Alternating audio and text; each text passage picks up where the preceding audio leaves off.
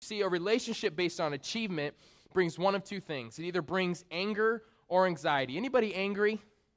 Anybody anxious? It might be because your father, well, God to you is your landlord. What do I mean by that?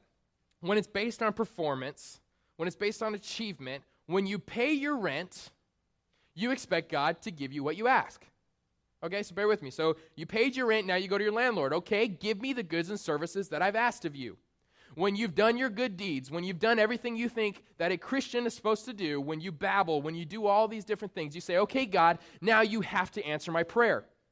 But when he doesn't answer your prayer, you get angry. Go ahead and put that point up, anger or anxious. Thank you. Okay, so a relationship based on achievement brings anger. You're angry because God didn't answer. Why? Because you think he was supposed to answer. Because I paid my part of the bargain. Or it brings anxiety. How can it bring anxiety? Anybody ever not paid their landlord on time?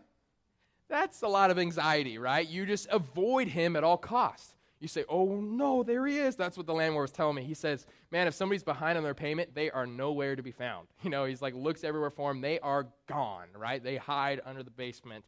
They don't want to talk to the landlord. How many of you, when you've had a rough time, when you haven't been following God, instead of running to him, asking for forgiveness, you avoid God, just like Adam and Eve did in the garden?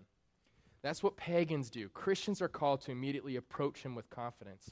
Because a relationship based on commitment, this is the next subpoint, brings comfort and certainty.